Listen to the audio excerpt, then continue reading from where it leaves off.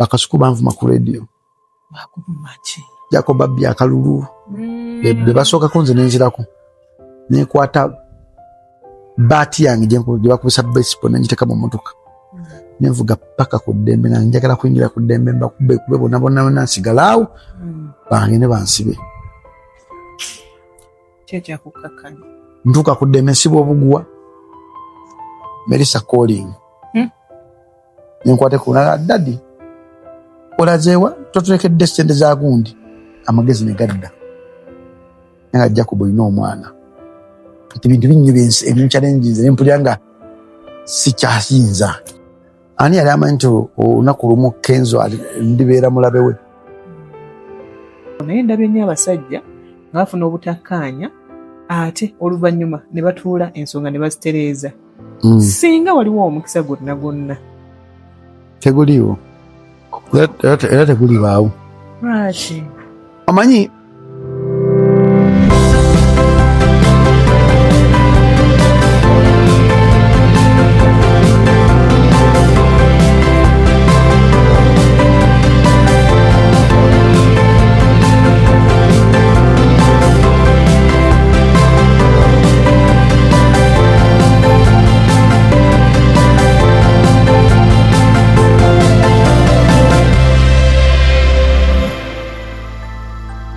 tuze kukola kantu ne LC3 chairman Bonamwaya 2026 2023 DJ Jacob omutuuze the citizen my mentor nga tuvudde wala simeka tunatwadde natuya matu wakusebe kubanga sente obavu buno bukweta omuntu atandi kunyome nakunyoma naye bale kikuba ngezaako ozala ddiye ngezaako omanyi kyo bannazaala dda nina alongo olina alongo nina alongo ebyadda oli serious nina alongo omusajja yani oyo lwaki njagala mumanyi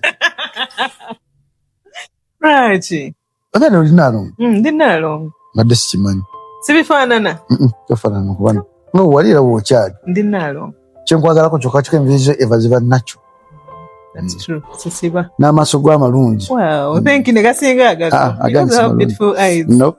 Against you malungi. Do. Ntimanya wakazi bakugamba. I've taken long without seeing you.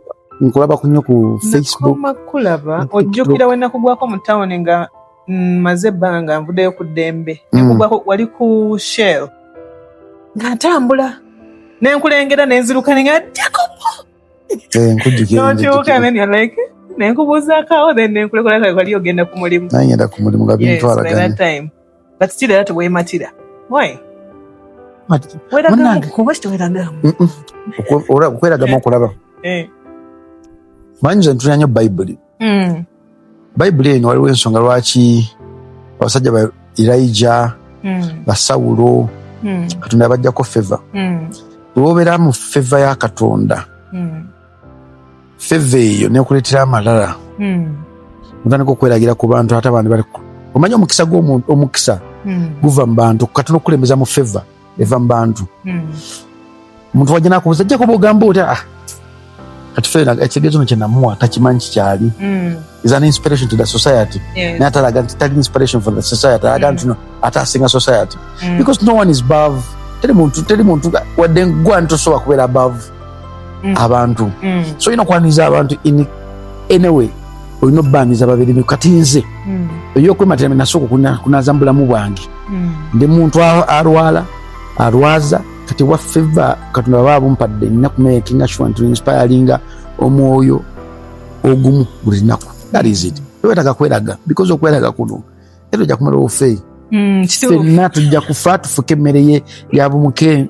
Lwaki abamukofe tuddawo ne tulowooza nti ku nsi kuno tugenda kubeerako paka nga kufe muli we tuwulira bo tetufiisangako tulowooza basookera kufa okutonda. Buli nnaku nze mba nkedde ku mukyanga nga Mukama Katonda buliwo tusize ekiseera kyange ekyokuntwala njagala ompe okufa okulungi.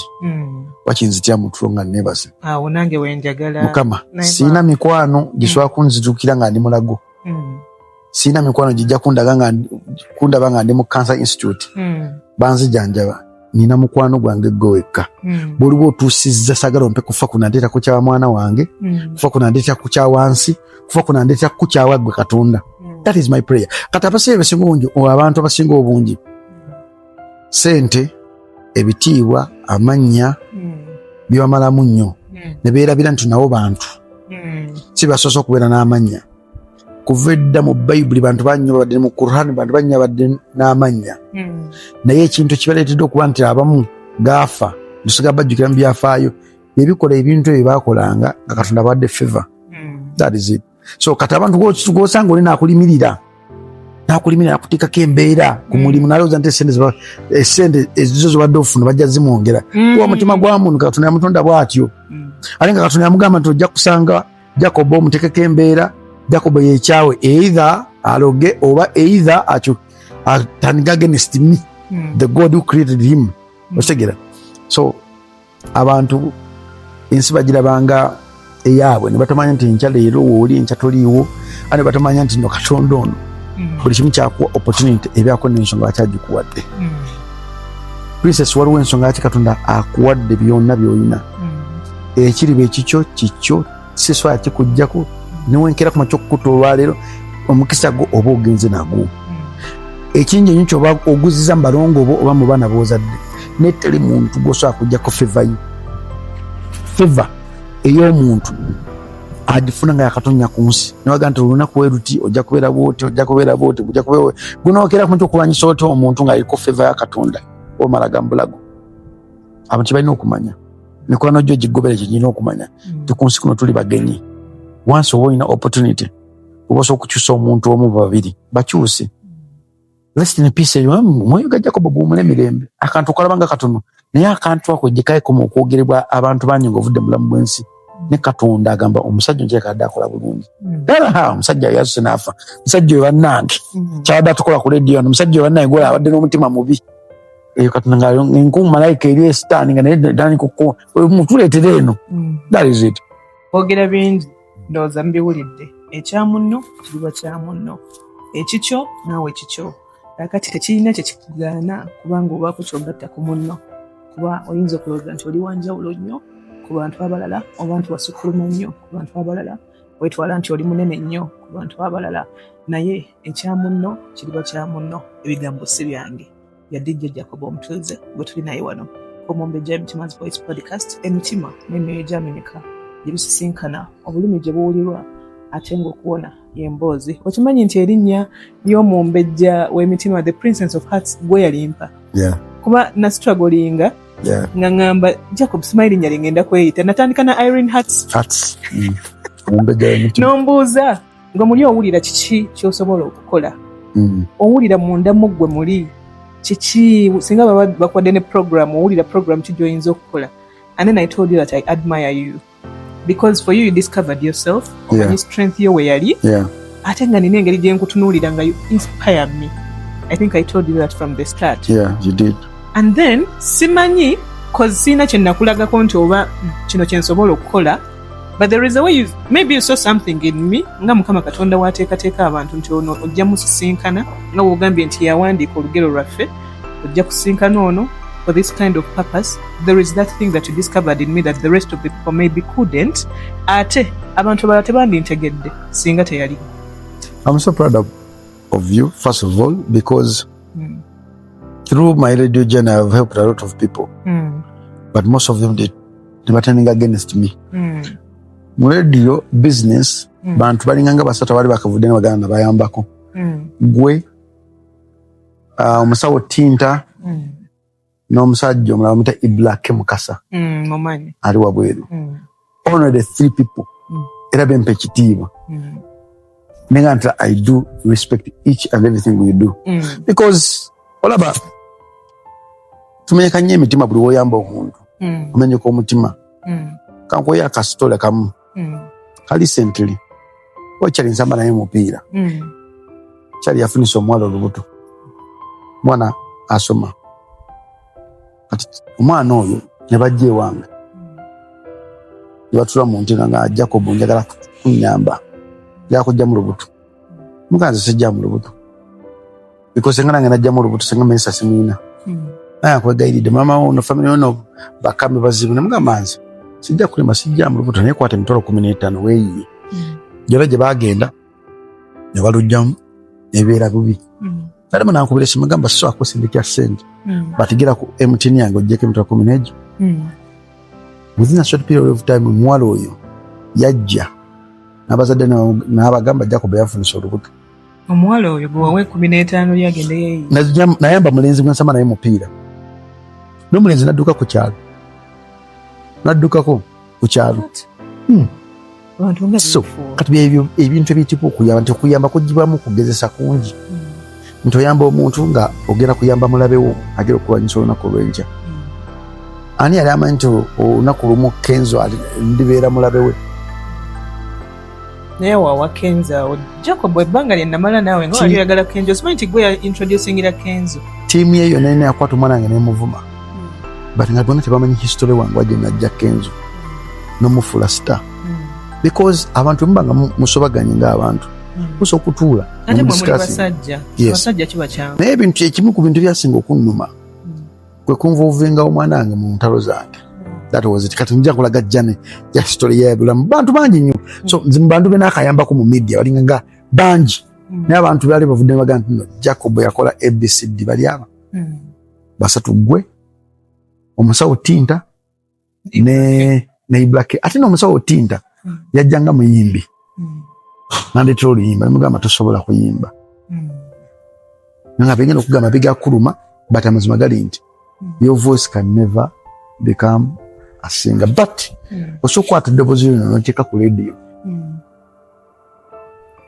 omusawo Tinta yanyiiga namugambye amazima manya ganyonza okwogera amazima nange ge gankyaya kati amazima ago omusawo Tinta n'agamba wayi kangire nkole ki ngezeeko n'agenda ku radio nkogezaako n'akolera ddala yava mu Uganda nga wakabi n'agenda kati sawa zina ali Canada lesema applies Iblake Mukasa naye ali Canada so yejja naffe gye tutambuddemu abantu tuyamba omuntu n'agenda ku appreciatinga n'akwogerera ebibi n'akufuula omubi mu public recently waliwo kyali wange mbadde n'ebbanga ddene bwe nakolera ku radio yakwata abakubi b'amasimu bangobe ku radio ne musonyiwa naye agamba abantu ku channel Jacob alina omutima omubi naye nze siina kintu kinani mukozeko ekiraga nti nina omutima omubi nze yankola ekintu ekibi ne muleka ne musonyiwa ye omanyi okukwata abakubi b'amasimu bonna n'abayita ku radio bakugobe ku radio n'omwana ogaa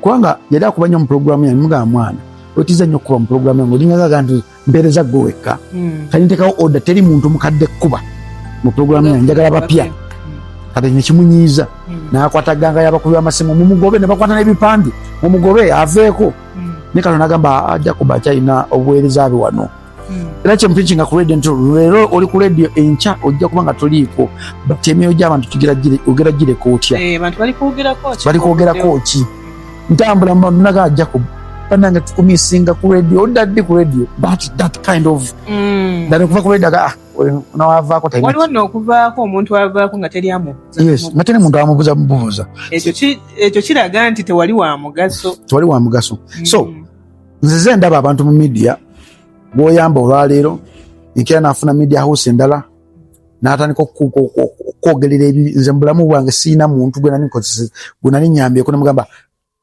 ne bange essimu eri awo ndeta essimu eyo obanga kompyuta ntekerayo kompyuta eyo nkola byange nekiba kyetaaga kwekwatira ssimu njekwatira situlugunya muntu kubanga manyi nti no in the steps of life there's a people you make or the people you destroy but it depends engeri gy'oliceivingamu God's anointing because God's anointing eri buli wamu Katonda takoma kunoitinga gwe Elijah mu Bible yagamba Katonda tuyinaayo mulala oyina nze nzekka Katonda mugamba Elijah I can lift anyone mu nsi muno nso okuleeta omuntu yenna nemusingako naawe Elijah nakakana amalala mu Bible David yali eri nga family ya mukasinga dda nga teyagala kumanya sajja nagiraga nti Katonda ngambe mu family mulina okuvaamu muno kabaka njagala abaana abalenzi bonna ne babamalayo waliwo omuntu abulayo bonna baweddeyo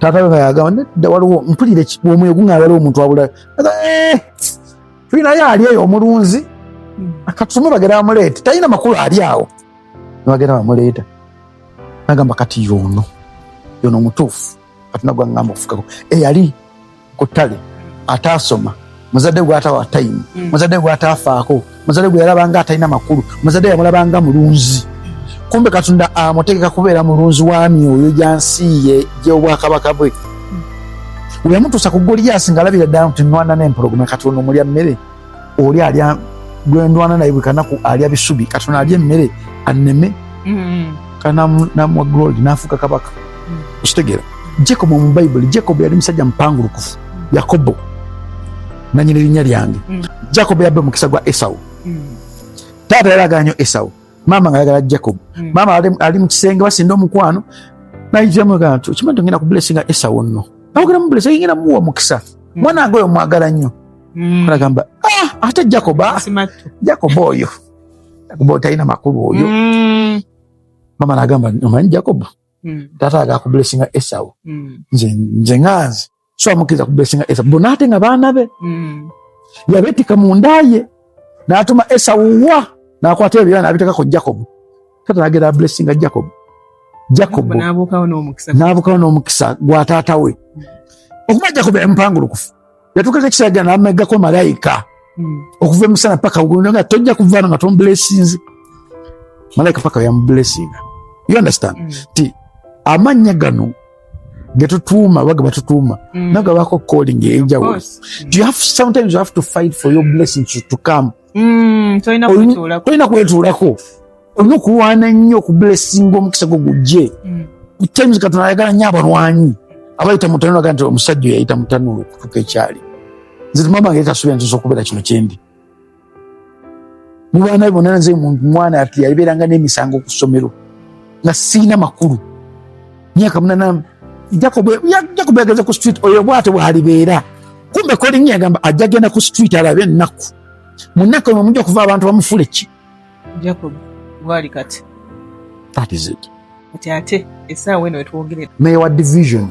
and you know very many people didn't think nti osobola okufugako yes of course politics waba atandikira mu steps ntonotono you take a little step by another step like that following kati ogenda okutuuka mu kifo kyotuuseemu nga abantu ate bagamba kale oyo twali naye kale oyo nga balwanyanyi bakoze ate ku level yaabwe bwenajja mu Kampala muno myaka gyange 8 sayina kyabugagadde n'ekyo emmotoka gyenvuga najugamye 120 nga mpya tukutuku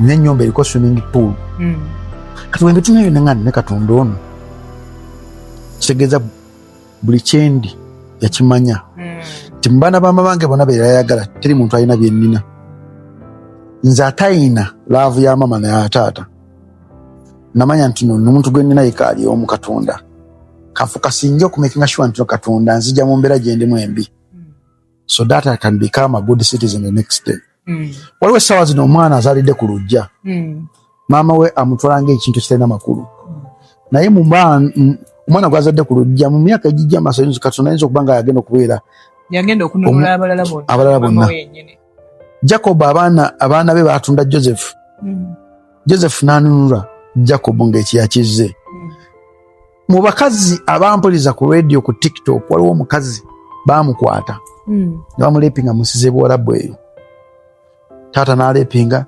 mama n'akimanya abaana ne baleepinga mama n'akimanya kati mama n'akigenda nti omwana ali lubuto naye nga jjukira nti naye wali amateeka wakutegeera nti oli lubuto either kufa ebisigadde gw'omanyi omwana najja mu inbox ye n'agamba Jacob how are you mugamba I'm fine how are you doing nsaba kunnyamba mbuuza kiki nagamba Jacob ndi lubuto n'ate ndi mu kiyumba ngamba oli lubuto oli mu kiyumba lubuto lwani nagamba simanyi wanga taata ankozesa abanaye banana bankozesa kizibe waabwe bankozesa muna Uganda bano bakadaama bakazi batabava mu Uganda ng'ensi ebalemye ne bagenda mu nsi okunoonya ekiguliramu okitegeera naye mbadde nsaba njala kunnyamba onfunye ekifaananyi ky'omuntu yenna omulwadde ngambe amaka ga nti mama nga afa sobola okugavaamu ng'olubuto tunakola ki ng'omwana asiba olubuto naye ng'omukazi w'omaka akimanyi nti omwana ali lubuto, naye ng'amulese akimanyi nti omuwala bamukozesa, naye ng'asirise bawalabu bonna. Omuwala musiraamu nemuweesa ekifaananyi ky'omukazi, n'atuweereza omukazi, n'amuwa pasipooti ye, n'amuwa ssente. Bwe yamuwa pasipooti ye n'amuwa ssente, n'ajja nze yamupikinga ku kisaawe Entebbe. Bwe yandaba bw'ati yakaaba amaziga ag'olubuto ag'okuleepingibwa, nagenda okumuvaako ng'essaati yange yonna erina ejjudde amaziga, nga yina avaamu amenyera mu nnyindo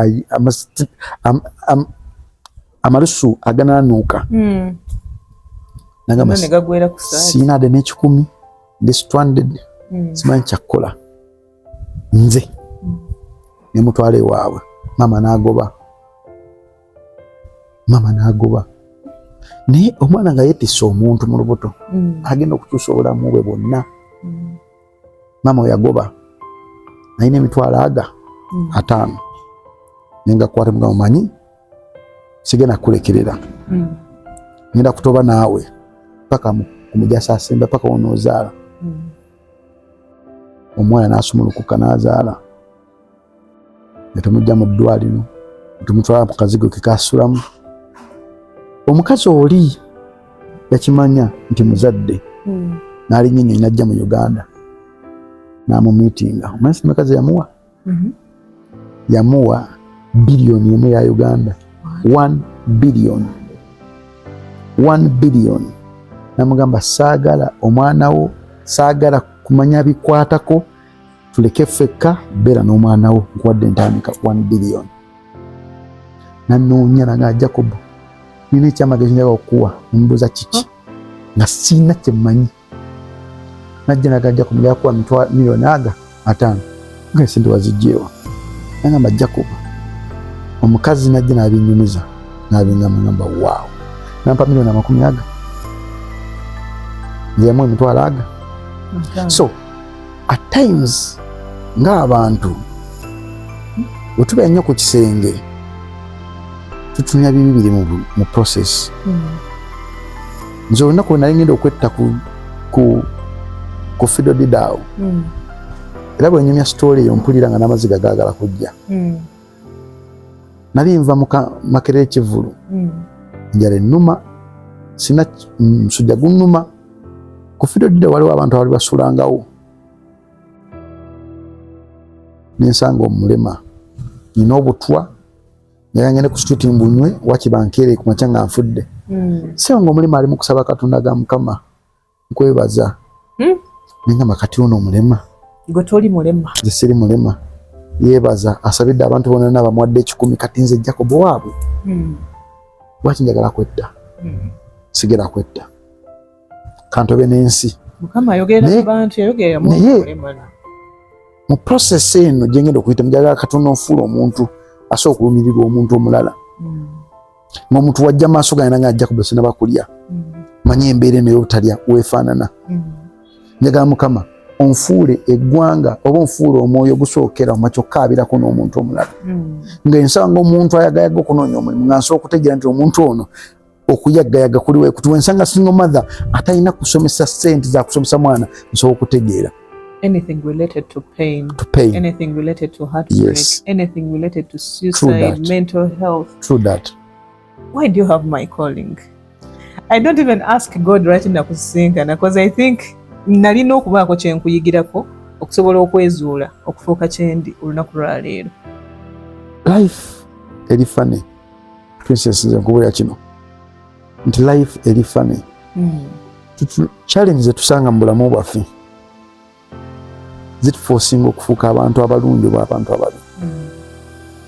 Mu nsiko y'ebizibu ebingi mubaamu Katonda ne malayika ze nga zikutunudde weeziti, nga ziraba bwe zikusindikira mu bantu. Genda mu ofisi ya Jacob, noonya Jacob, nojja Jacob munange nsaba kunnyamba n'ekizibu ABCD. Oyinza okuba nga zayagala z'oyina exactly, naye nga ye zayagala okuvaala nadde wali, ate nga ggwe olinawo endala oba toyina naawe mukadde ako n'ogamba sijja naye mbadde nve waka sanze omukyala nanga bujjo njaga kwogera naawe njaga kunyongezako mu kapito wange $5,000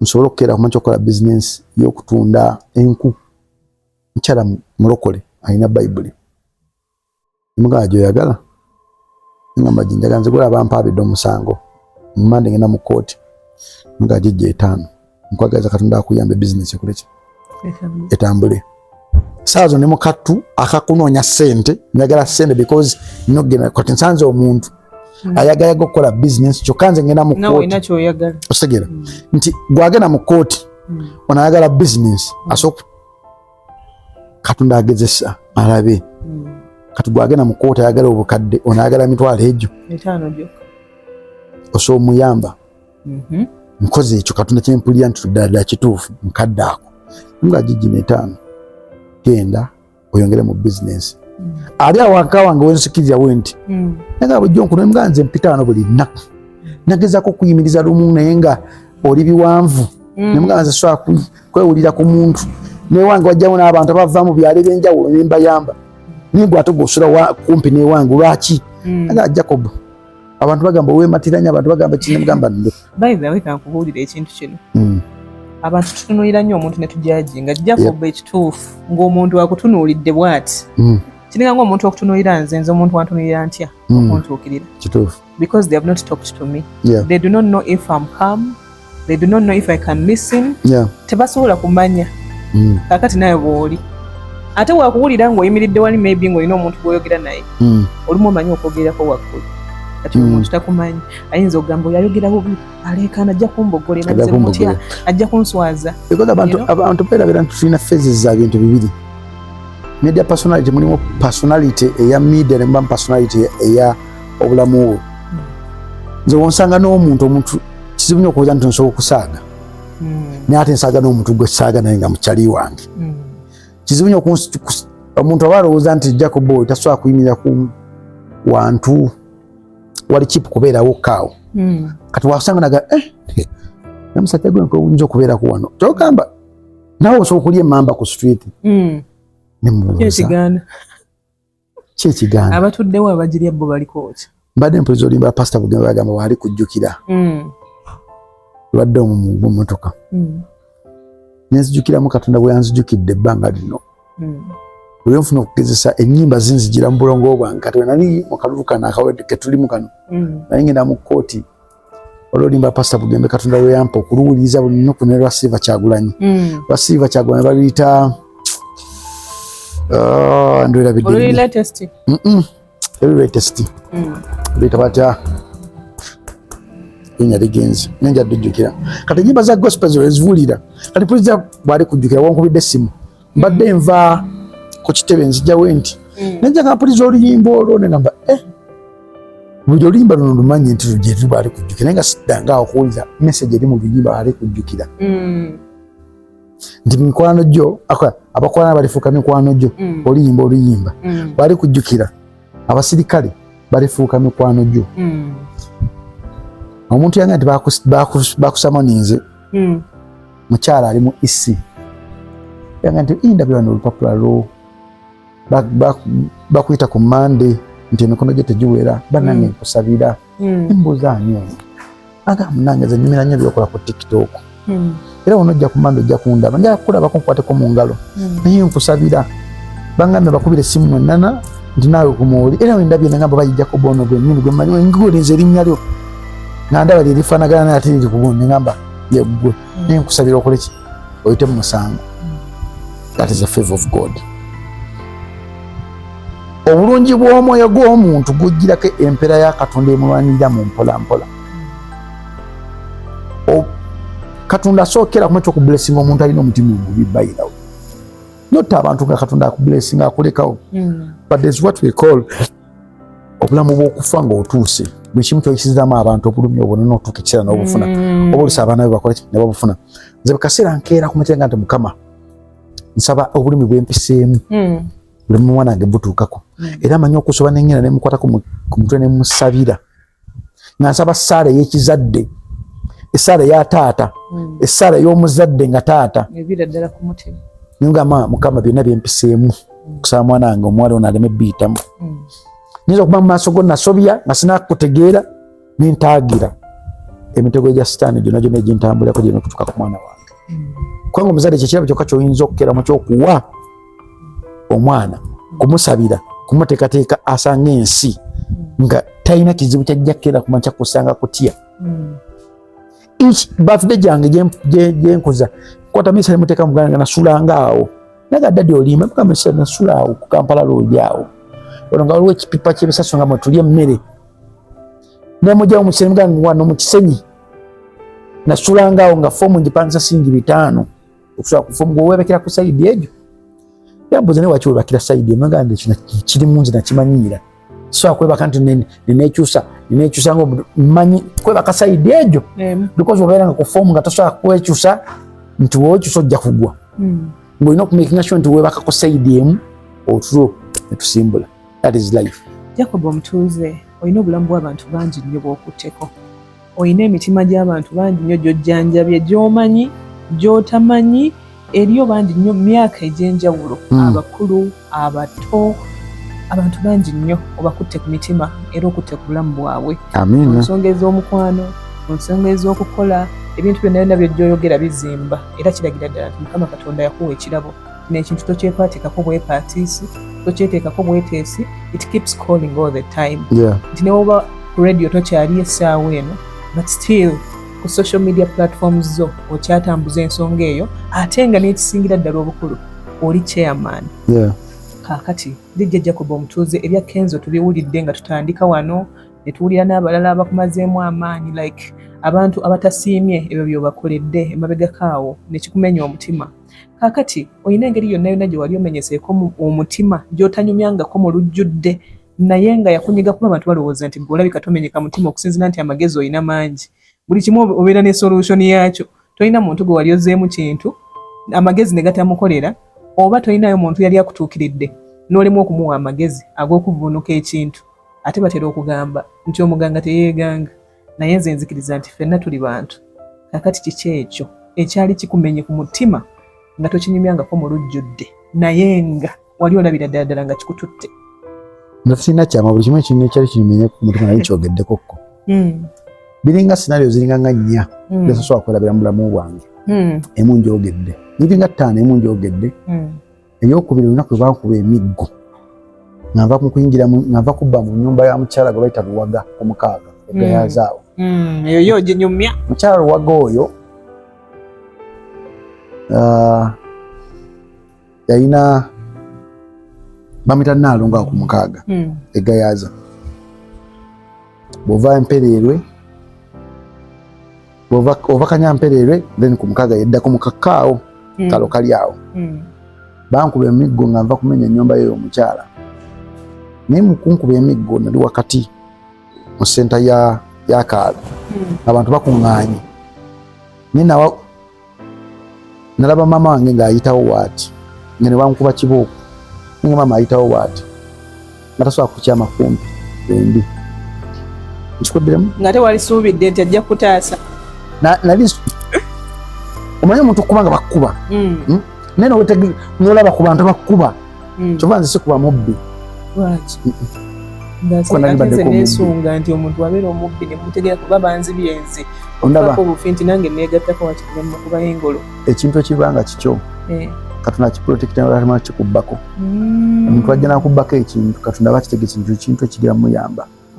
Sabbanga nti njali njagala nabbanga because lwambeera yali ntwalaganya maama single mother tefina kyakulya mukazi wa taata oba n'abaana 8 so mukunkuba kibooko ekyo bankuba mingi nnyo emiggo nga maama ng'atambula waati ng'ayita mu bantu nga tasobola kukyamala kumpi ne wendi era bamala okunkuba ne bankasukka waka ku mulyango. Maama wange n'aŋŋamba Jacob ampita muzeeyi kwata ekkubo ove wano genda wa kitaawo. Ekintu ekyo nesaza kakati kyekimu ku bintu ebintu kyalinga bwe nkijjukira. Sinaali endala nali mu kalulu nengenda maka ga omuntu bibimu ku bintu byali binyigiriza ku nempulya nga n'ekyayi ningenda mu kalulu awo ninyigira mu nyumba y'omuntu ekikomera mugamba saba kunonda nze tajja kuba kugizibwe kakana kapapula kange omukazi nakota akapapula mwatotama banyankole mwe mwatotama kati eri mutufuga eri wagone na muvame mu kikomera kyange bane nawulira nava naye mu nyumba y'omwani mw'abaana abawala ne bajja nga badduka Jacob omutuze bananga jjeko ewaffe ebyengenge byali bijja simanyi wadde byabulira sinali endala bakasuku banvuma ku radio Jacob abbi akalulu be basookako nze nenzirako nekwata baati yange gye bakubisa baseball nengiteka mu motoka nenvuga paka ku ddembe nga njagala kuyingira ku ddembe mbakube bonna bonna nsigala awo bangende bansibe ntuuka ku ddembe nsiba obuguwa Melissa calling nenkwate kuna dadi olazeewa totulekedde sente za gundi amagezi ne gadda nga Jacob olina omwana kati bintu bingi ebinchallenge nempulya nga sikyayinza kati nekino ekisembyeyo omwana nje nagamba nuyanfunisa olubuto kyokka nga wayamba muyambi si by the way sinoyekaeka nakafuna sinayiro ezo zinganga 2 bwezityo nengamba nze Jacob ensikanjira yobulabi omanyi okukola endagaano egamba okuyamba so akera macha kuvaako kati okuyamba kyekimu ku bintu byenina enyota gyenina nso okuviwaka nga nina akakadde kamu nenzirayo kanga sikayina nso okubeera nga omusala gwange gwe bampa ngenda mu masomero agali mu Bunamwaya nengula uniform z'abaana nga tebamanyi nako abazadde batuuka ne bajja omwana wange aze uniform agamba waliwo omusajja nno bamwita Jacob omutuuza meya weeno yamugulidde uniform oyo omwana ogenda kuba omuzadde nga zona munange nzema mwana wagundi gwagulidde uniform nsaba kwebaza newebale negulya mwana wange uniform nemugamba nze nakikoze because nange nali sinanga uniform ngansoma so ogenda kwekkaanya nti okuyamba kyo tekisobola kunvaako kiri munze sisobola kulaba muntu mulala nga ali mu nnaku nze ate nembeera mu ssanyu it can't happen sobola kulaba muntu ayagayagga ng'ate nange kankulage WhatsApp yange yesterday but one face egigaanye yesterday but one omukazi yazze nange baba wange takyankwatako siina mmere nina abaana naga kumpayo emitwalo egyo ebiri aliwo mukama message nina nyingi olusompereza message nendwawo giddamu not because sagadde giddamu zekumanyi awono njagala osome bino ebintu byonna. Good morning Mr. Jacob, got your number from Sanyuka TV. Bambi, I'm kindly looking for a job. Siri bulungi, my rent is due and no food to eat. Kindly help me. Ogwenjani ono. I'm called Doreen. Bambi, kindly help me. Oba nkuweko you help me. I'm open to HIV testing. Kogwenti okay. Nateeka woka emoji kesala. Please. Kogwe, I get you mukwano. Kindly nkole ntya. I even have nothing to eat. No mugamba, withdraw 20k on this number. I will put the pin code.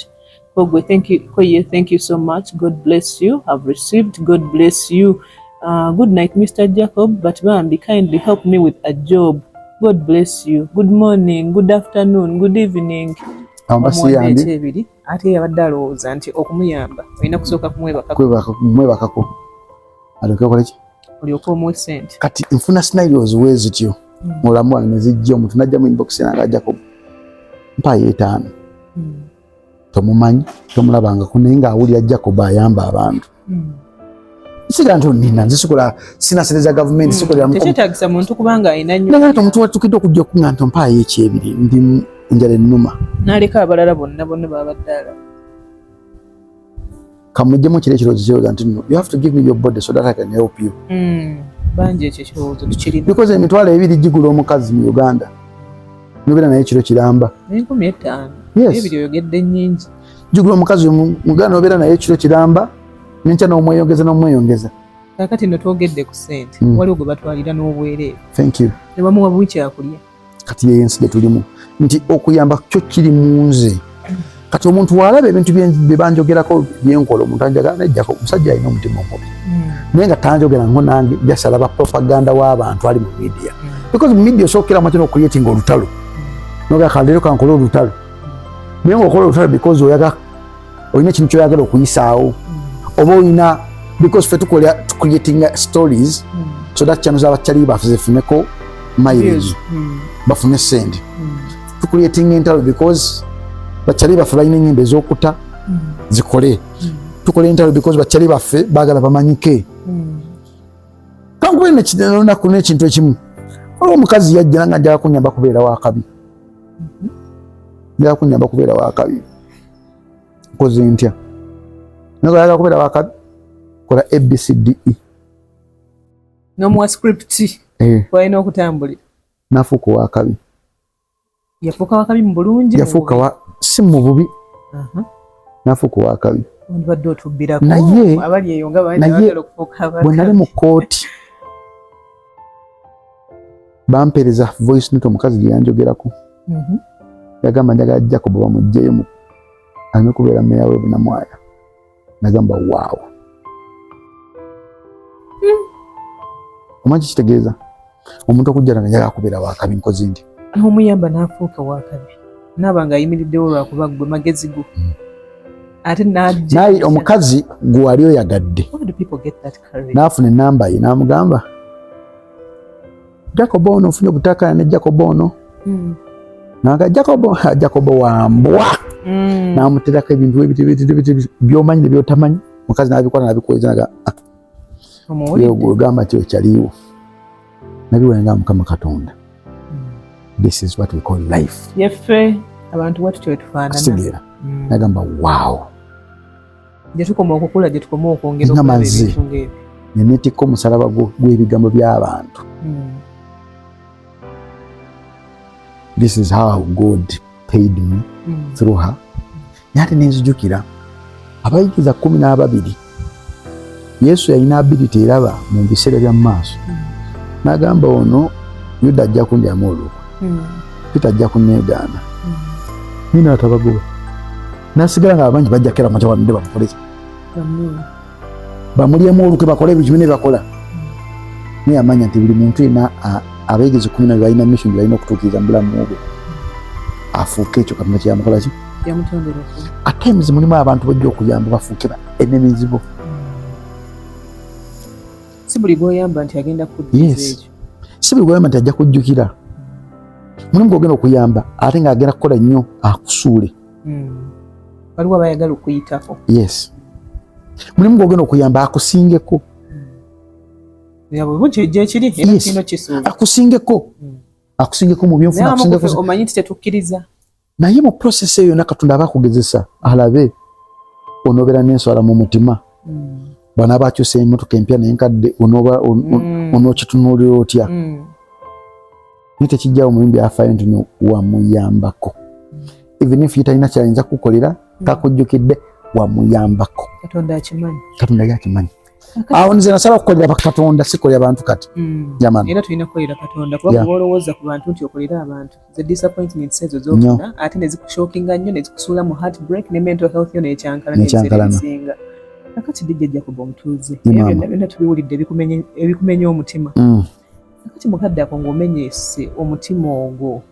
Kyakosa kitya obwongo bwo n'abantu abaali bakwetoolodde ba Melissa n'abalala abantu b'oyagala oba mikwano gyo. Kiboya mpanguluka mangu. Nyiga mangu. Amanyi bayita entondo naye nga sina ntondo. Nze nkulaba ng'onyiize nsirika. Nyiga mangu mpanguka mangu naye bwe mba nyiize.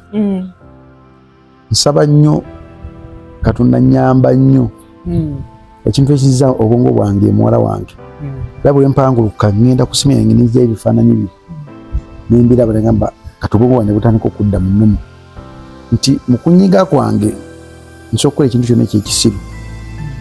I believe and I know that each human being Katonda gwe creating ku nsi abeera the hidden dark side of him ey'obusungu. Buli muntu obusungu bulina omukozi busobola omukozesa ekintu kyasobola okujjusa nga bwemuvuddeko.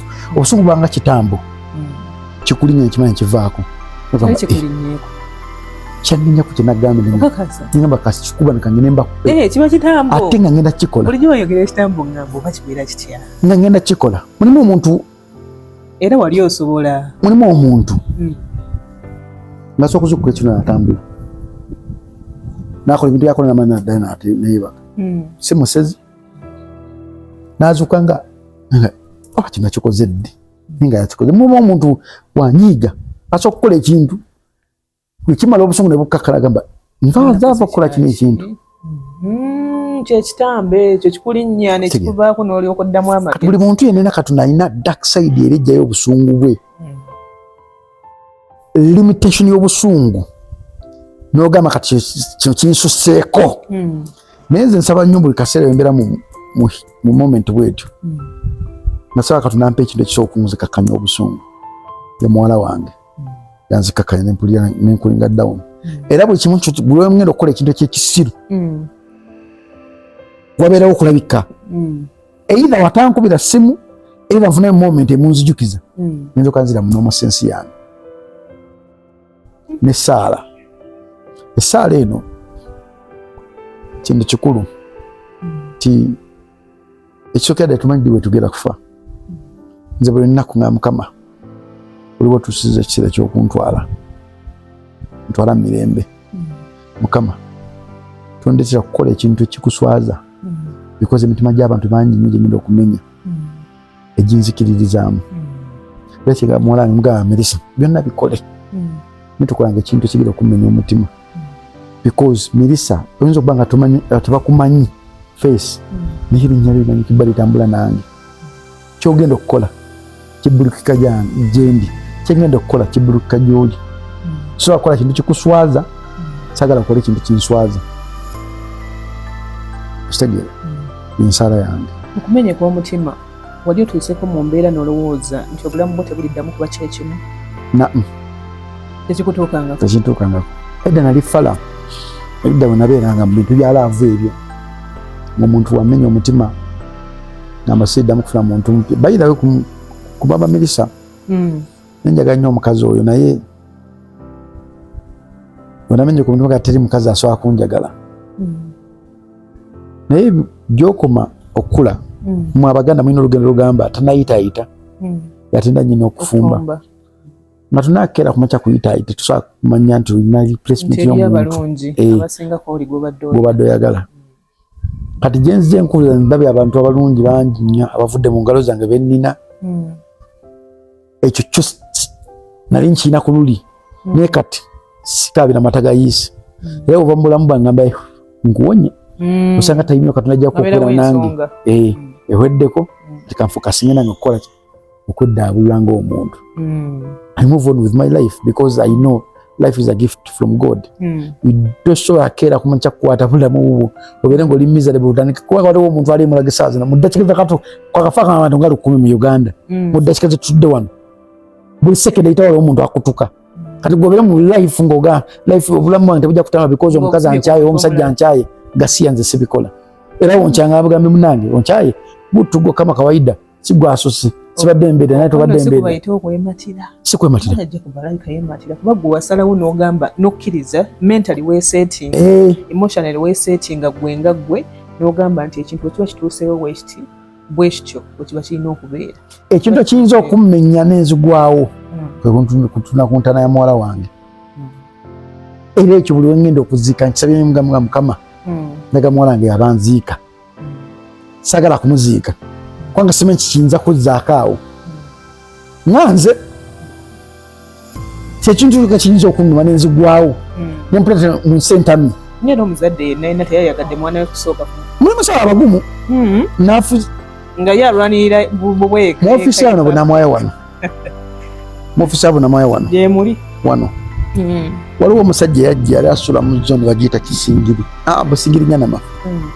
Omusajja oyo yasaba Katonda ebintu 5 era abadde ne mukazi we fumuwa emyaka 18 nga tebazaala mwana. Asaba mwana, asaba promotion ku mulimu, asaba emmotoka, asaba okuzimba ennyumba. Katonda n'abimuwa byonna, n'amuwa omwana, n'amuwa okuzimba ennyumba, n'amuwa emmotoka, n'amuwa buli kimu kyonna kirungi. Nyumba eyingidde mukazi waali obulamu butudde afuna milioni 7 omwezi. Obulamu buli kaweewe. Kibebi weekiri kitandise okukula. Laba emmotoka hali yagula yatta omwana. Kyava nekigera wansi najja wano ng'akaaba ng'abuuza ajja kumanya Katonda ayagala ki. Katonda ayagala yali ndowooza amulagako nti nze akuwa Katonda namugamba genda osome ku Jobu. Jobu Katonda yamugjamu buli kimu kyonna buli kimu kyonna nadda ku 0. Jobu nadda ku 0. Ninga Katonda yagamba nti singambe kujjako byonna Jobu osookera mu kino nga nti sinze Katonda. Jobu yasigala atendereza ani Katonda.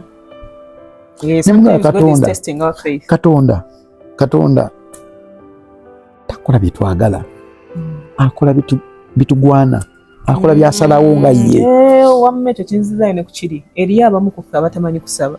Osaba Mukama Katonda njagala omusajja bw'ati, njagala omukazi bw'ati, naye ng'ate tulemeddwa okusaba Mukama Katonda okutuwa ye kyalaba kye twetaaga wabula ffe tusaba kye twagala, tetusaba kye twetaaga. N'akuleetera omusajja nga mulungi byonna by'osabire naye ng'omusajja akuba, ng'omusajja talina mpisa, ng'omusajja amaasa abaana naye nga wamusaba yoyo yenyini perfect. Nobeera mu kakunizo ka relationship nga tosobola givaamu because giwasabira yeeyo.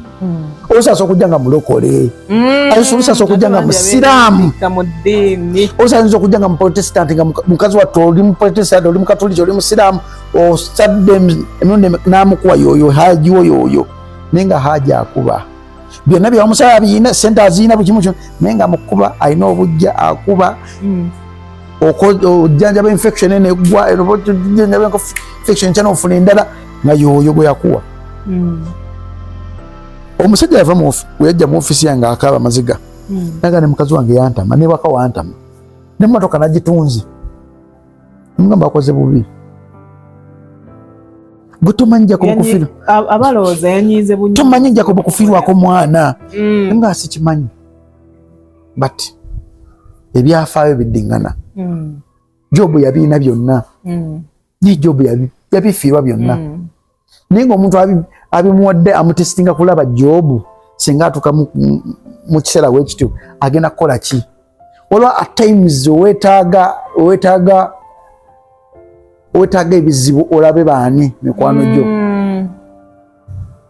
because onobeera mu normal life namukufa tetumanyi kuba bagumu.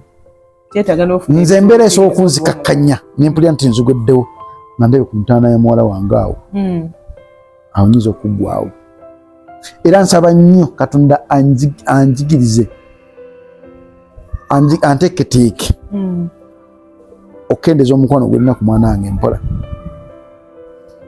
Kuba n'okuva ewaka nga ekiseera kiri kituuse kiyinza okukaluubiriza okugamba nti agende. Era nomwekubya akube nti omukubye nenkitegala mukubye ku bibiri yange neyo kuleke esooka okusimwa kubanga nze mbulamu bwange nakamukuba emirundi egyo ku myaka gy'alina mukazi wate agenda mu senior 6 nakamukuba emirundi egyo ate egyo emirundi ebiri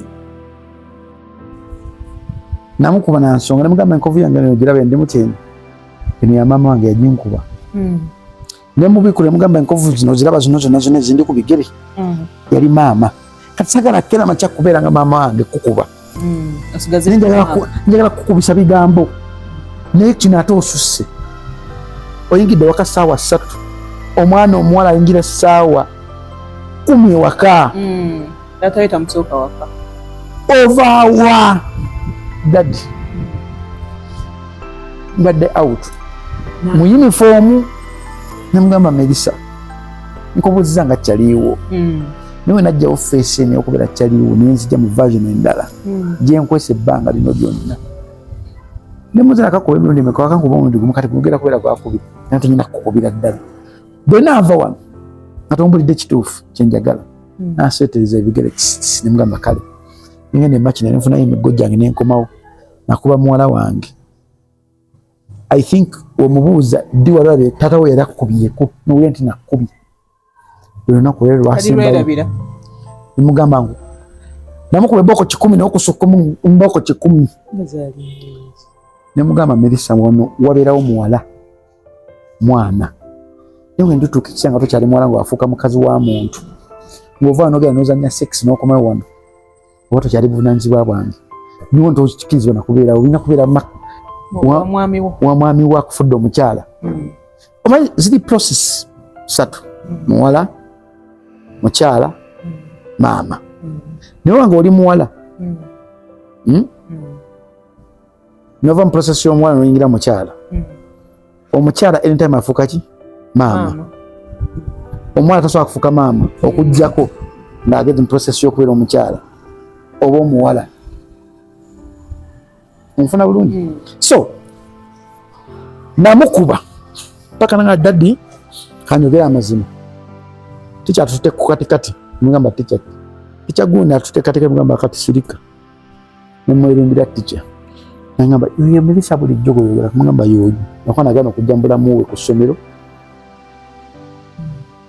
musomesa nego bayika ku somero timundi ebiri enakamukubako enaga sidi damu era nakoma yayiga yakyusa yatereka kavubuka taswa kavubuka manyi mulimu ebintu byakola manzi mulimu ebintu byakola nabikola namugamba ezo tulina kyosobola kunnimba natandika okwavinga sex nga n'emyaka 8 8 years naavinga sex because sina wakusula naavinga sex because sina kyakulya era omukazi oyo yansangako ng'alina hali ya hybrid nga nze hali ya mufanagane nga si hybrid hybrid eri kipo okusinga ku gye nnina nagamba is that you the one I know oba ono muntu mulala namugamba it's me the one I know wakikola namugamba only God knows tulina kyogenda kunnimba Melissa takolangako namugamba gwe okujja ku nsi nasula mu domitro ya maama wo nabuuka ekikomera nenyingira mu domitro ya maama wo gye nasula gwe okujja ku nsi kati eri kyakiyaayi kyosobola kukola kyesitakolangako tolina kyonnimba kyesitakolangako era nompandikira ebintu byotwala ku ssomero ntegera kati wano Melissa nnimba newana nnimba kyova nakwita mugamba Melissa no nimbye olala batonimbanga nga Jack Daddy njagala kunje kyayo mugana ninko kizaya akakadde nanikidde ku makene nkocha ya 5 nanikidde ku makene nkocha ya 2 obozi koledde ki because manyi toli mwana muwala oliwo kuweebwa naye onjiyawo oti ate oba otandise okufuuka omukumpanya jangu nga Daddy muliro njagala kumpa ekyaga sigenda kubuuza ogikozesa ki kubanga amanyi otukidde okungamba ekyabiri olina kyogyetaaza because omukazi tebamubuuza ogenda sente ogenda zikozesaamu ki ekyo nange sikyagala bannaye bw'ojja nogaa nti Jacob onjagala emitwalo 2 sijja kubuuza nti Daddy gwe Melissa zino zaaki ngamba ziizo kutegeera ate sijja kubuuza ate ogenda zikozesaamu ki lwaki okujjako nga nze nkugambye nti mbadde nsabayo obukadde bwe buti nyongereko mu bizinensi yange ekyo kiba ekyanjawulo omusajja abuuza nti sente zaaki zensabye mututama omukazi tebamubuuza sente zaaki omukazi mwali esente animire esente yagale mu sente zikabe muwalawo kirako ku makya omu eky'ekkumi mugabe bebi kata eky'ekkumi yeewuunyaga Daddy ampadde nkukuwadde kati manajinga eky'ekkumi ekyo olabe nekyagenda ozikolamu mutambulizeko amaaso njoga mutambulizaako amaaso nemula byakola naagulayo obupale bwe naagulayo biki nze naye simanyi nti omwana alina buno bunankani buno obuntu buno bwambala buno bubayika tebavuga emotoka muzana muno ngina omusanga ayambadde bayika ataddeko nagamba Mukama Katonda si ayina ebbina likomeeri namulinda paka wakane mugamba kuva ddi wayambala bayika notambula ku kyalo kuno kunyako ngugenda olaganga wewakula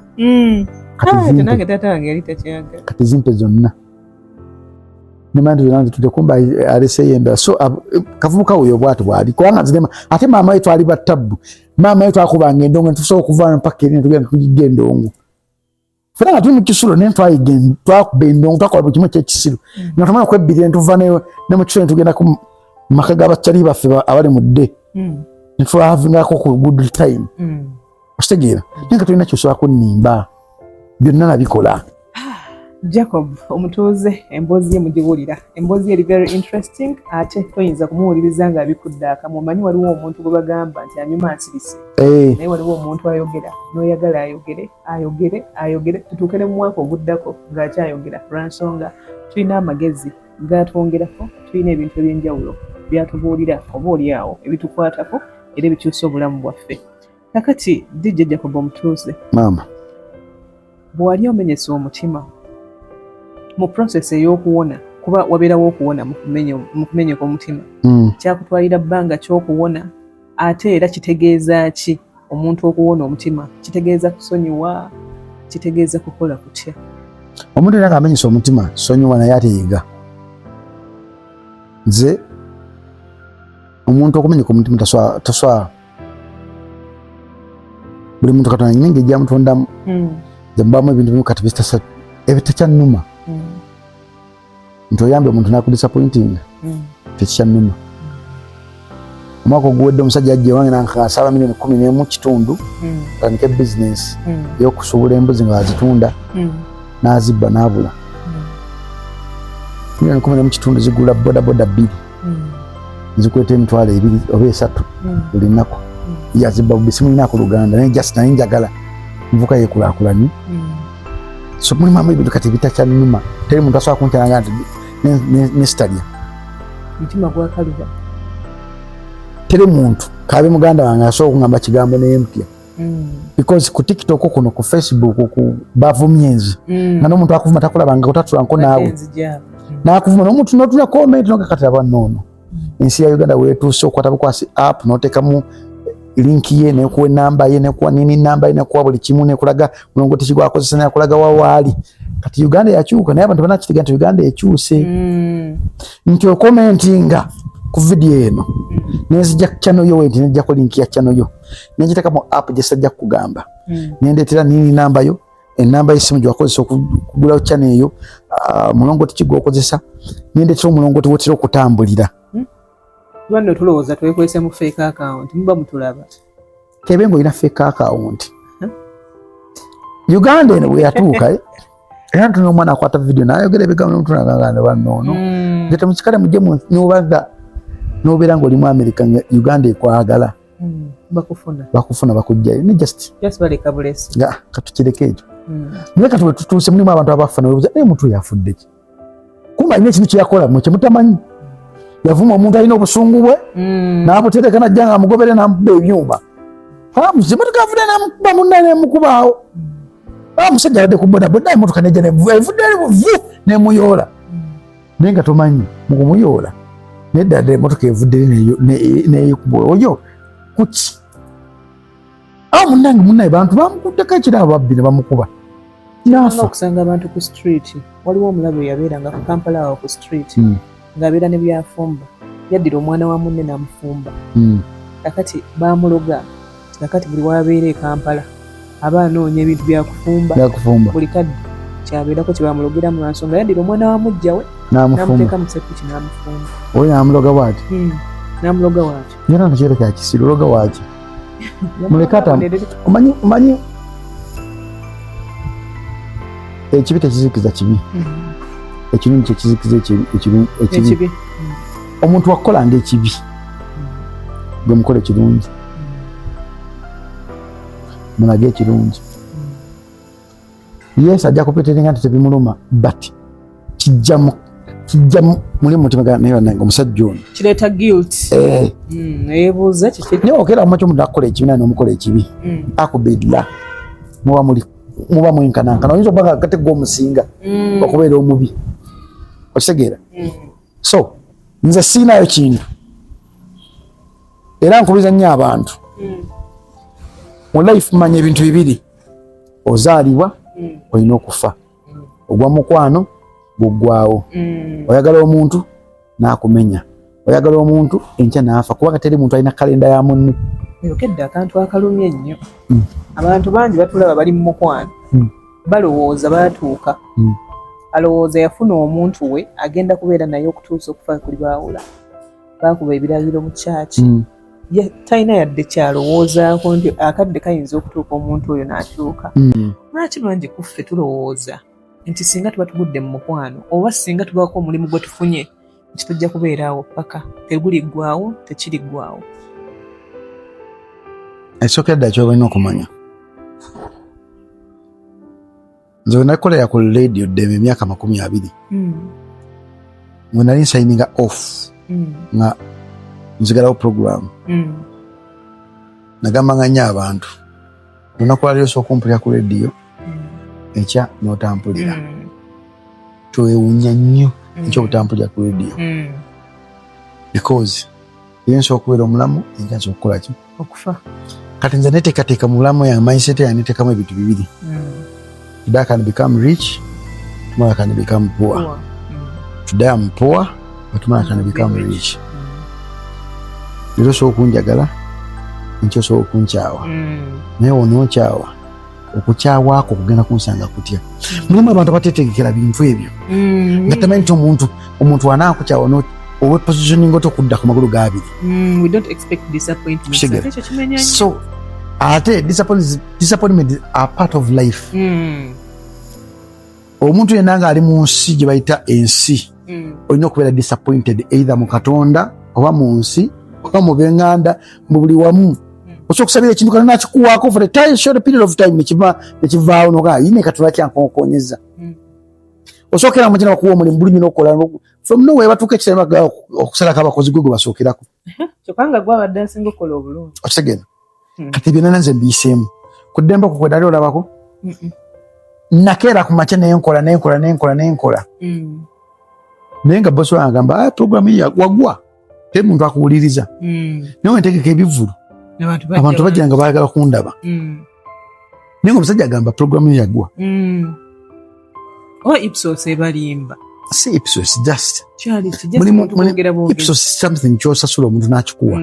That's true. Naga kati ono njagala programu yono gikole woti kisoboka. Nadda mu radio nti mu radio mubamu abantu abagala okuyingiza abantu baabwe. Wakana. Kitegera. So kwata emitwalo atanga kati programu eno gyambusemu kati neno gisse nogyongezemu kitegera. Ipsos. Kikinga ne TikTok oba tugundi omuntu asookera mu kyana gandi ndi wakabi ku TikTok. Naye ogera kutaga namba zonna zayina nga yagulangule. Ngakera kumakikiriza okugula numbers. Omuntu asobola okuba account nga miliyoni emu. Naga pesa na account ya miliyoni emu ndikuwemu mpame miliyoni emu kuwe account erika abantu abagoberera. N'ogigula n'otandikira n'otazimba. Naye kati ffe otunako mu content eno wantu labo baddala. Okitegeera. Kati nosanga kati nze ku TikTok mugobererwa abantu balinganga emitwalo. Abantu bangi. Balinganga emitwalo 98. Naye 98 abantu bano bakuze bandaba. Naye kera manje njawo TikTok eno nemuzigula TikTok endala. Ojja kuba abantu bagigoberera. Not because nti beetaga ekyo ky'oyina. Yes. Kati abantu kyebeerabira ebiseera ebisinga obungi batuuka mu mirimu balowooza nti waabwe ne beerabira nti nabo bakozi nosanga olinga alimirira munne aleme kukola ye nalowooza nti yamalayo. Naye ng'ekintu ekisingedde okuba ekikulu kukwata ku muntu ku mukono n'omugamba nti mwana you can do this and this and this and this n'afuka wakanoga omuntu oyo mwana eyitako mu ngalo zange n'ogamba I'm proud of yafuka ekyaka kisingedde okuba ekikulu. Naye nosanga omuntu ng'akulimirira ng'akogererako nze waliwo olunaku lumu ku radio awo Ddembe nze omuntu ne Binabe bali basinga okubeera n'abantu ababakyalira abangi. Nze nga buli ssande nyinza okubeera n'abakazi nga 150 abazze okundaba obulabi nga baagala buyambi. Olwo omuntu yali mu meeting n'agamba Jacob yaleeta abantu wana abalina ebiku. Jacob abeera n'abantu abalina ebiku. Ne babiyingiza mu studio. Kati nefuka topic. Kati omuntu agamba leero kangende mu meeting ya bonna ne ntula mu lukuubo. Abalira mu studio Jacob yalira mu studio. Neseka nga kamunyo. Wala waganda nganze kulira mu studio kati watandika ddyo jiriramu. Naye kani ndo omuntu ono kale kumaliza katumaze meeting. Kati mumaliza meeting nanekanga mwali yali agera mu toy. Toy ne tujingira mu babiri. Ne twegalira mugamba musajja gonjagaza ki. Wachi wembera mu meeting. Lwobera mu meeting nzafuka oluyimba. Oyagala mulimu gwenkola. Oba oyagala nveewo ofune essanyu. Kiki oyagala nzire ku zero kiki. Oye. just njogera bwogezi muganda wange nzenze kanze kakululi wayogera Jacob Nzabera n'abantu abalina ebiku kuno Jacob Nzabera mu studio kuli Jacob Nzabera unjagaza ati kicho yagala nkuwe kikwezo kubantu omutima gukola okuba yali tabiddangamu nze seekweka numba omuntu drive kakati ekyo ekintu sijja kuwayiriza nti wakinjigiriza but that is exactly who I am seekweka kakati gyengenzeeko abantu abasinga nti zudde nti tebakyagala naye because it is me I choose to be me obuteefunda kintu kyessiri I don't pretend nti omuntu naye mba simusanyukidde sijja musanyukidde wemba sikwagadde era nkulaga nti sikwagadde that is me as well but people don't like that and I wonder to hell. It's always good to be real. It's always good to be real. Real one bajja kutegera nti omusajja ono ayogera mazima. Abatali real. Omanyi ensi erimu 80% y'abantu banyiivu. Abantu bafumitiriza, abantu balowooza. Abantu bali ku social media okubagwa eddalu. Osobola okuyingira amaka g'omuntu maama alina ku ssimu, taata alina ssimu, abaana bali ku ssimu. Nga teri muntu asobola kusasa munne naturally. Naye nga basasikira ku ssimu. Neo munyume katunyumyeho nsese. Simu asekelako naturally nno. Ninga tasobola kunyumiza mukazi wo, tasobola kunyumiza bbawo, tasobola kunyumiza baana babanga nti tasobola munyumiza. Kuseka boda bali ku ssimu. Kati ensi yagwagwa wala. Bw'otunya comment z'abantu eziri mu comment, oyinza ogana ne bannange. Ono omuntu agamba ekigambo kino. Ddala amanyi kyempitamu oba amanyi kyendi. Kati abantu najja ku video kati nganze. Nze nteeka video ebiseera ebisinga 80% baziri about my life. The past one and the current one. About relationships zembaddemu. Katonda najja n'agamba kati gwe lwaki otubuulirira? Nentula komera gange lwaki atubuulirira? Nyemubuuza muli mu ntima neneebuuza sikenze ku channel ye aze ku channel yange. Ate channel olinako eddembe either to follow or not to follow. Either to comment or not to comment. Ningenda ku channel ngenda okukola byateekayo content we nga tategereka nenga kati olusabbana wabalala namuteekewo nenkola video mugamba omukazi omusiru nawalaba ekintu kirimu amagezi tasobola kijjamu magezi era alaba nti ddala nki musiru seewuunya nnyo omukazi gwe kukola comment bwetyo wasa neewuunya ekyegero kyebakolaki kyebakunaaliza naye tekintu tuleeta okubeeramu amagezi because eno TikTok oba social media omuntu oli wadde ngaokukola kino kikunyumira ekyo kyenasalawo okukola nganze kubanga manyi ne waba omuntu omu ng'akisiimye bwe mba njagala saagala abantu 9 abangoberera bakirabe bonna njagalako abantu 2 we bati basobola nti eno video bannange enkole that is it even if nogikolerange n'abantu simanyi abantu 10 13 10 bagira njagalako omuntu omu asobola kijjamu yes omu waati era ati bw'oba okola ebintu kola ekintu ng'okola okikolera muntu agu newembeera ku live nabagamba neweweerawo abantu 2 bokka nga benjogera nabo as long as they are feeling what I'm telling them that is what I want because nange embeera eyo neŋŋamba kati ndi wano eri abantu abalumwa because eno calling yaffe obeerayo ng'owulira ekyamazima mukama yakuwa ekirabo oba oliawo si buli muntu nti akina ate n'abakirina abasinga tebanneezuula ekisinga okututawaanya abangi ku nsi kuno ensonga lwaki tupapalire ku akawunti z'abantu ne tukomentinga nga bwe twekomentinze n'opostinga ebintu ebitali bibyo si kuba nti tetuli creative naye olw'okuba nti tetutuulangako awo kwezuula kumanya ki kyetuli capable of abantu bangi babeera we batyo n'agenda ku akawunti ya munne n'agenda n'ayogera kino n'agenda n'abbayo content naye ng'ate naye singa aba atuddeko awantu ne yeebuulirira asobola okuzuula ekyo ky'asobola okukola naye ng'ate bali kibakaluubiriza so those numbers that you have abantu abo bokka boolinawo at the moment fuba okulaba nga just olwanabulwanyi kusigaza abo bantu kabeka bali 5 10 those are your real people nebantu abaddala bajjemu ekisinga mu bo nabo bakujjemu ekisinga mu gwo kakati Jacob nga tumaliriza episode eno esooka eya healing and heartbreak bayogedde ku Eddie Kenzo nga tutandika nze Jacob Eddie Kenzo namumanyira ku ggwe the first time I met Eddie Kenzo was when I was with you at Dembe and I saw you guys relate so well nga sikulaba ku mbeera yonna music wa Kenzo walinga omukuba mu program you used to promote him ng'omwogerako birungi byerere time gye naspendinga naawe nga Kenzo omwogerako birungi byerere nga ne weetuuka Idi you go at his place you celebrate you know kyambreakinga mukka akatono bwe nalaba mu maaso awo nga mbiraba mu media I knew maybe there is something wrong. Toyinza kuba bubi mu bbanga kugamba nti kino kiri bwekityo oba ono omuntu mukyaye because of this and this, because I saw a number of interviews ngo coming up with that kind of thing. Naye okusinzira ku kye twayogedde nga tutandika, and me having loved your friendship, really it was a productive one. Buli omu ku mmwe, buli omu yaliwo ku lwa munne, waliwo ku lwa Eddie Kenzo wamuyirawo omubiri. By then to be who he is now at the moment kuliko ettaffaali lyo. Naye essaawa eno singa omu ku mmwe avaayo n'ayogerako ne munne ng'abasajja bwe bakola, ng'obudde kufa ebyaffe abakyala nti nze nsobola okunyiigira omuntu nga talina kyankoze, nsobola okuwala n'omuntu nga talina kyankoze, ate ne ngamba siriyogera naye paka kufa. Ekyo kisobola okubaawo, naye ndabye nnyo abasajja nga bafuna obutakkaanya ate oluvannyuma ne batuula ensonga ne bazitereeza. Singa waliwo omukisa gwonna teguliwo era tegulibaawo. Amanyi nga bwe nagambye, at times mulimu omuntu gw'oyamba nga in future ajja kubeera your number one enemy. Nze I don't have any problem naye okwogera bye nayitamu tekitegeeza nti omuwalana oba simwagala. Tekingana ne maama wange. So mama wange ngitera nnyo ne mugamba, tera nnyo ne bambuuza naliko street kid mama wange nabwo naye manyi wansonyiwa. Nga mama nakusonyiwa okwogera kye nayitamu tekitegeeza nti sikusonyiwa. Okwerabira si kyangu actually. Omuntu osobola mugamba ekintu naye gwamugambye osobola okwerabira naye kirabira mwogezi kirabira mwogezi bwogera mu Luganda. Kusonyere kikijjaawo nti nsobola okukijjukira. Eddie Kenzo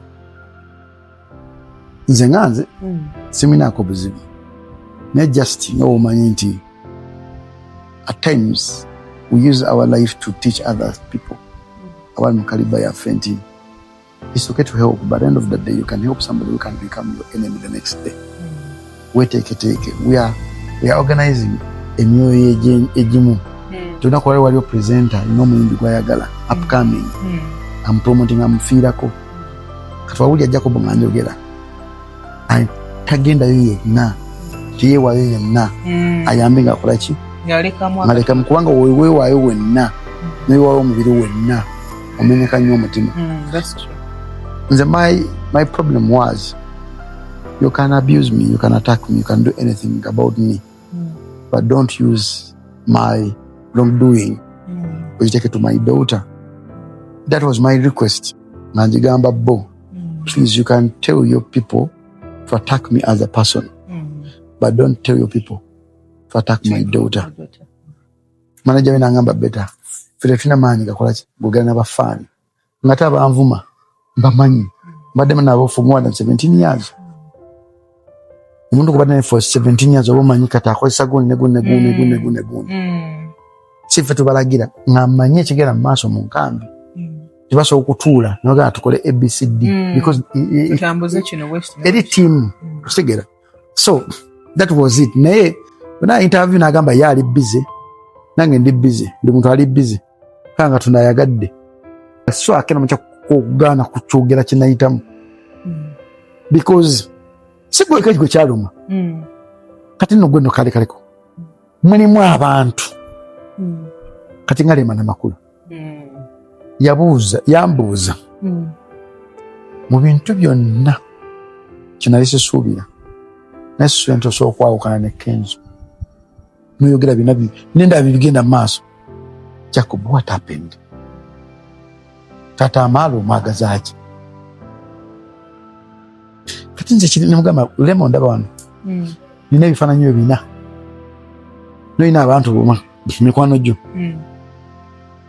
nga akabalaba period ya myaka nga 3 nga balina ebifaananyi nga 4 nize nebifaananyi zifindiri kubanga lyenkulabye ebyo bina sina kifaananyi kyo na mwana wo noyina abantu bawakalaba emyaka 3 oba 4 nga balina ebifaananyi abaana bo bonna nokumanyi lwaki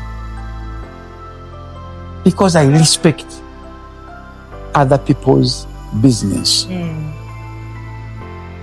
Respecting nnyo omwana, respecting nnyo ekintu kibaita mama, respecting nnyo ekintu kibaita mukazi wa gundi, respecting nnyo ekintu kiba Katonda. So ebintu byonna bino tibyamenya gweka mutima, byamenya abantu bangi nnyo mutima bangi. Nga abantu bakifuubira nga beebuuza Oba stand. When stand na jeziri. Ninga se stand. It was a real thing. It was a painful thing. Nti bino so binvuma. No wali chintu sawa kunvuma. Sasa so agumi. Kale wali binvumi. Ninga ne kundi ono na mvuma yacho. Kijinga omuntu nga amanyi kino oli mulema. Ekigere kye kimuti. Ekine mu ngatto. Nisho tekimanyega. Kigere ekigere. Na timu inaga oyo ayina ekigere ekirema. Akukutta waluma. Baba amanyi. Because bali bamanyi nti strength yange yo nokunafuya. Mwana. Kale ku mwana kati nayigo kikontrolinga tekikyanuma nnyo. Nezo kyali kimpangulula. Kyekimu ku bintu byenna jjuse byenakola ku Bobi Wine ebyo. Aba people power bagenda bafutandika okukola ebintu bimu kenzo byabadde akola. Nembe mbalira bogwa amanzi nwananze kasina muntu sina timu tumagundi nwanira nwananze ka. We ngama tukironge na kimina mpaka nkigusiza. That's me, but that's life. Abantu bakyabagana, abantu baddingana, abantu disappointment zibera mu bantu, but all in all, life is moving on. We pray so that God can outweigh each situation we mutima. Ate katunatuwe ekisana ekijjukira ebintu by'abantu batukoledde. Nsobola kugenda makya kuswalaga nti Kenzo yanabaddeko show ya mutwalo gwa $1. Asigera. So akena makya kuswalaga nti Kenzo era nyambye kusisobola because kyaliyo. Ndiriyo. Nze ndiriyo mu mazima gange manyi kijunjuka kya mazima. Kati omuntu abeera riyo. At times wayagala nnyo wabeera disappointed nnyo tuva nti sawa zino mu mayimbi bona omuntu gwenjagala aliriyo Bebe Cool. I love his heart. Aliriyo lakubanga abantu tebamwagala because ayagala ye byasanga nga ali pretendinga aliriyo ate bebaagala ennyo ate bebabi bewagondeza kulani nawe bewagondeza ku TV anaze gola banze nenga mutima mubi.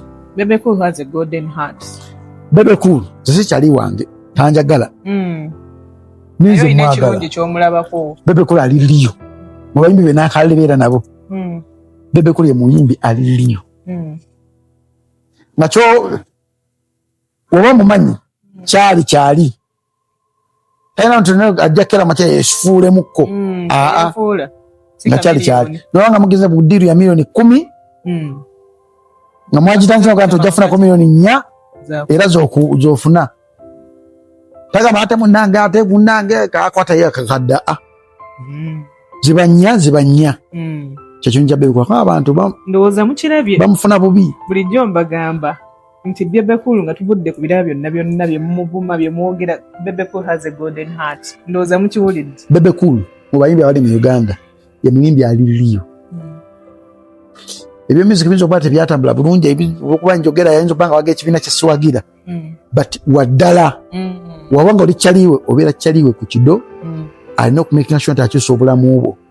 Mulimu omuntu ng'olitambula naye nga tayagala kukyusa bulamu bwo ng'ayagala obeere eva munange nobanga waliwo opportunity ekujja nekutuusa wali nga ateekamu omuntu omulala gwe n'akolekaawo. Mulimu abantu bano tumanyi ng'alinnya ennyonyi emyaka 40 nga talina kwa kika kigwe era akyusizaako bulamu oba mukwano gwe yayagala okuba waggulu w'abalala.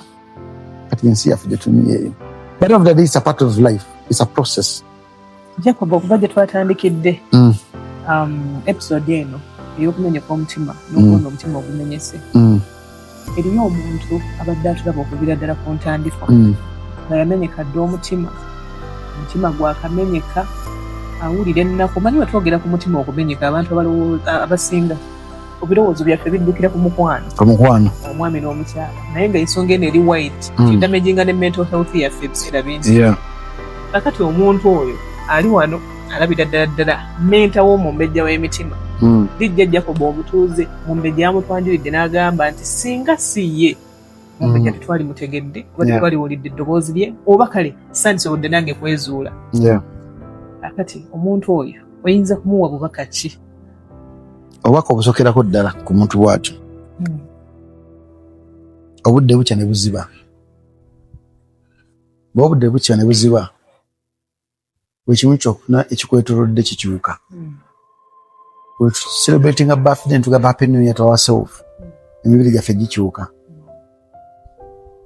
Mu process y'emibiri okukyuka envi zijja, enkanyanya zijja, ebeera process y'ensi Katonda gye yatonda bw'atyo.